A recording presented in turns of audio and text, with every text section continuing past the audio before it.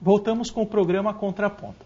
Roberto, por trabalhar tantos anos na política, você tira mais saldos positivos ou mais saldos negativos? É relativo. Em que sentido? Né? Eu acho que, eu tenho certeza, eu tiro muito mais saldos positivos. Quer dizer, o crescimento pessoal, né? A evolução, no sentido de conseguir interpretar a realidade, conseguir abstrair as necessidades da população e tal, isso faz com que você também seja uma pessoa, ou busque ser uma pessoa melhor. Né? Isso é um ponto que eu acho muito positivo na questão da militância política. Né? Na militância partidária também, um saldo positivo que eu ajudei a construir essa história. Até hoje de manhã, estava conversando com algumas pessoas e falando da rapidez do Partido dos Trabalhadores. Vocês têm quantos anos de história? Nós temos 30 anos de história. 30 anos, né? Pegar 80 a 2010. Tá. Né? Então... Você está desde o comecinho? Desde o comecinho, um pouco depois, 81, 82, porque na época ainda não tinha voto aos 16. Né? Mas para você ver, para a história da humanidade, é um tempo muito curto para um partido se fortalecer, se estruturar. Sim. E chegar ao nível hierárquico de poder que ele chegou. Sim. Né?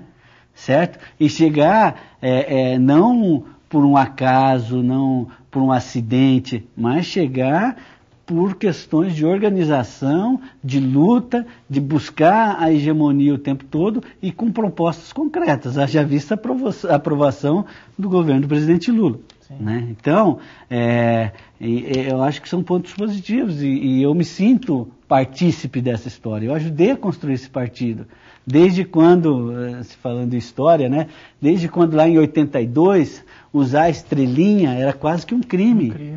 Né? As pessoas olhavam para você como se você fosse o pior marginal, estrela do PT, né? Nossa, a pessoa já olhava com aquela cara assim, não, você é muito legal, Trapp, eu adoro você, pena que você é petista. Do PT.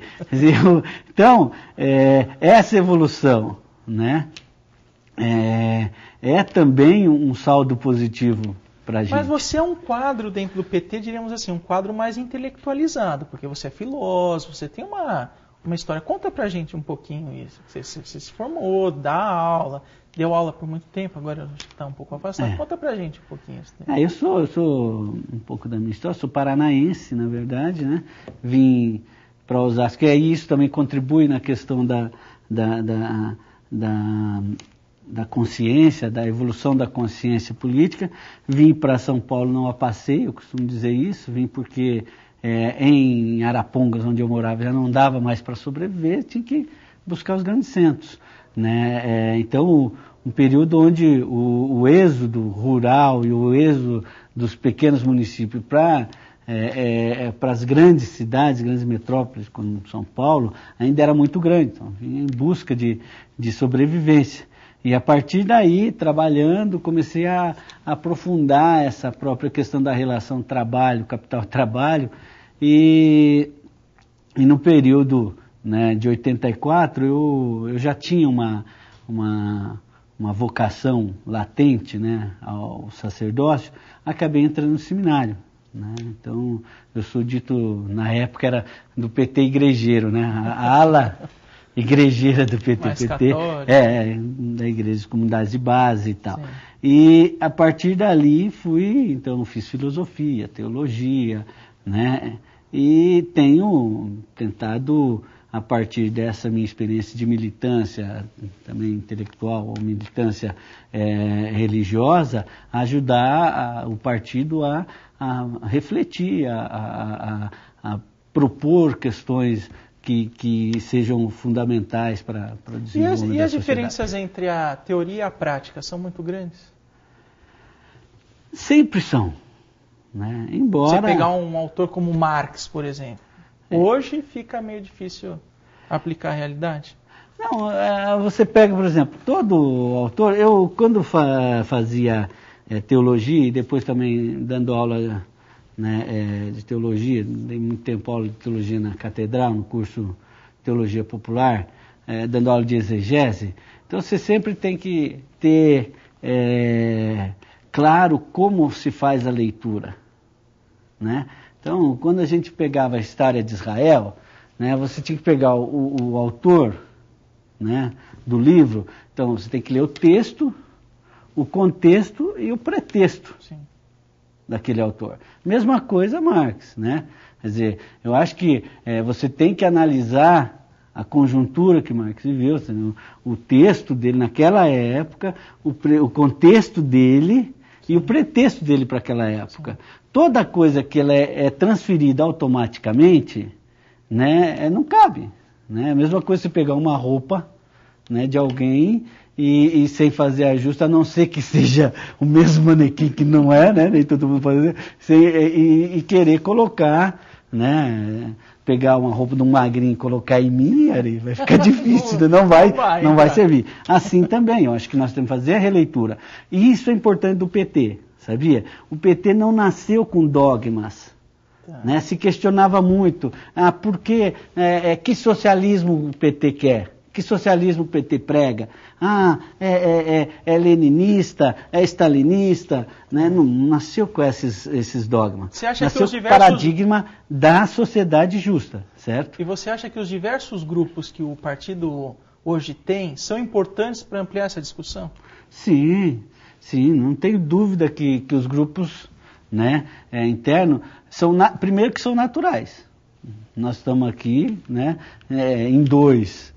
Eu penso de uma forma, você pensa de outra. Então já tem dois grupos aqui. Podemos, em determinada situação, somar, podemos concordar, mas cada um já tem. Assim também é o partido. O crescimento do Partido dos Trabalhadores se deveu justamente pela pluralidade interna. Quando se fala que o PT é ditador, não, ao contrário, o PT é extremamente plural, sempre foi plural. O que nós não admitimos em determinado momento da história do partido, e por isso alguns grupos saíram, é que existisse partidos dentro do partido. Aí não dá. Não cabe. Existir linhas de pensamento, segmentos, né, ou que chamado tendência, isso é natural, é salutar. Salutar. Por mais que, vamos supor, se eliminasse todas as tendências, ficasse um grupo só, grupo majoritário. Dentro daquele grupo iria ter linhas divergentes. Sim. Por quê? Porque é próprio da natureza humana.